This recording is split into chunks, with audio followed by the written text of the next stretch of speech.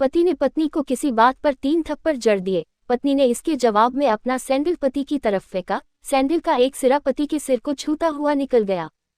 मामला रफा दफा हो भी जाता, लेकिन पति ने इसे अपनी तौहीन समझी। रिश्तेदारों ने मामला और पेचीदा बना दिया। न सिर्फ पेचीदा बल्कि संगीन। सब रिश्तेदारों ने इसे खानदान की नाक कटना कहा। ये भी कहा कि पति को सैंडल मारने वाली औरत न वफादार होती है न पतिव्रता। लड़के ने लड़की के बारे में और लड़की ने लड़के के बारे में कई असुविधाजनक बातें कही। मुकदमा दर्ज कराया गया। पति ने पत्नी की चरित्रहीनता का तो पत्नी ने दहेज उत्पीड़न का मामला दर्ज कराया। 6 साल तक शादीशुदा जीवन बीताने और एक बच्ची के माता पिता होने के बाद आज दोनों में तलाक हो गया। पति पत्नी के हाथ में तलाक के कागजों की प्रति थी। दोनों चुप थे, दोनों शांत, दोनों निर्विकार। मुकदमा 2 साल तक चला था। अंत में वही हुआ जो सब चाहते थे, यानी तलाक। यह महज इत्तेफाक ही था कि दोनों पक्षों के रिश्तेदार एक ही टी स्टॉल पर बैठे, कोल्ड ड्रिंक्स लिया। ये भी महज इत्तेफाक ही था कि तलाकशुदा पति पत्नी एक ही मेज के आमने सामने जा बैठे। लकड़ी की बेंच और वो दोनों। कांग्रेचुलेशन, आप जो चाहते थे वही हुआ। स्त्री ने कहा, तुम्हें भी बधाई, तुमने भी तो तलाक देकर जीत हासिल की। पुरुष बोला, तलाक क्या जीत का प्रतीक होता है?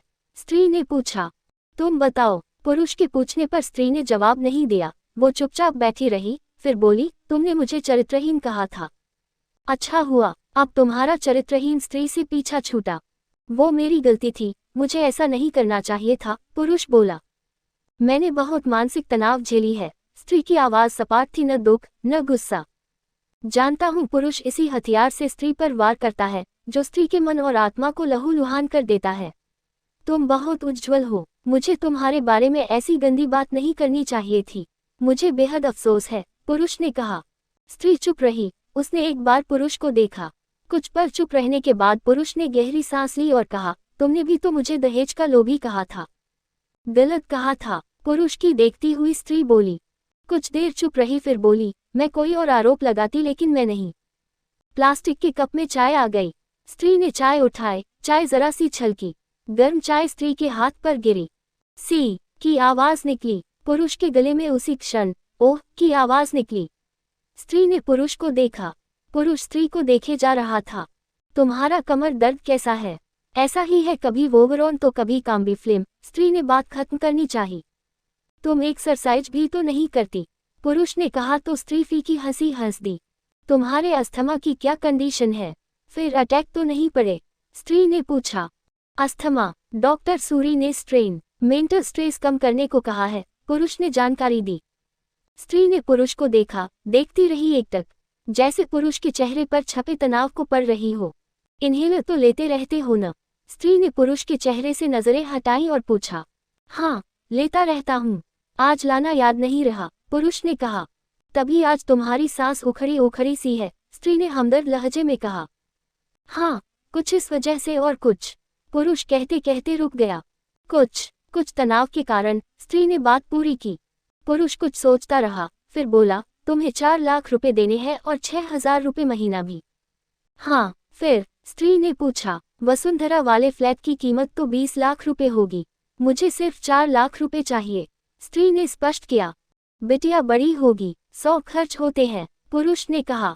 वो तो तुम 6,000 रुपए महीना मुझे देते रहोगे, स्त्री बोली। हाँ, जरूर दूंगा। 4 लाख अगर तुम्हारे पास नहीं है तो मुझे मत देना, स्त्री ने कहा। उसके स्वर में पुराने संबंधों की गर्द थी। पुरुष उसका चेहरा देखता रहा। कितनी सहृदय और कितनी सुंदर लग रही थी सामने बैठी स्त्री, जो कभी उसकी पत्नी हुआ करती थी। स्त्री पुरुष को देख रही थी और सोच रही थी, कितना सरल स्वभाव का है ये पुरुष, जो कभी उसका पति हुआ करता था। कितना प्यार करता था उससे। एक बार हरिद्वार में जब वह गंगा में स्नान कर रही थी तो उसके हाथ से जंजीर छूट गई। फिर पागलों की तरह वह बचाने चला आया था उसे। खुद तैरना नहीं आता था लाट साहब को और मुझे बचाने की कोशिशें करता रहा था। कितना अच्छा है, मैं ही खोट निकालती रही। पुरुष एकटक स्त्री को देख रहा था और सोच रहा था, कितना ध्यान रखती थी, स्टीम के लिए पानी उबालकर जग में डाल देती। उसके लिए हमेशा इन्हेलर खरीद कर लाती। सेरेटाइड आक्यूहेलर बहुत महंगा था। हर महीने कंजूसी करती, पैसे बचाती और आक्यूहेलर खरीद लाती। दूसरों की बीमारी की कौन परवाह करता है? ये करती थी परवाह, कभी जाहिर भी नहीं होने देती थी। कितनी संवेदना थी इसमें। मैं अपनी मर्दानगी के नशे में रहा। काश जो मैं इसके जज्बे को समझ पाता। दोनों चुप थे, बेहद चुप, दुनिया भर की आवाज़ों से मुक्त होकर खामोश।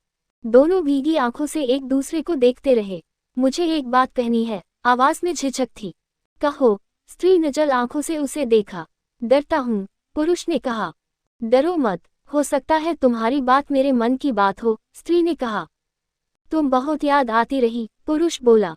तुम भी, स्त्री ने कहा। मैं तुम्हें अब भी प्रेम करता हूँ। मैं भी, स्त्री ने कहा। दोनों की आंखें कुछ ज्यादा ही सजल हो गई थीं। दोनों की आवाज़ जज्बाती और चेहरे मासूम।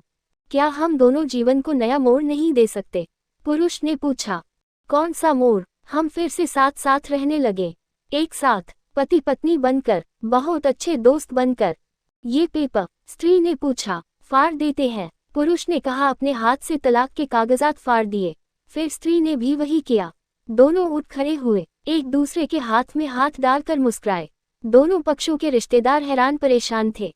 दोनों पति पत्नी हाथ में हाथ डाले घर की तरफ चले गए। घर जो सिर्फ और सिर्फ पति पत्नी का था।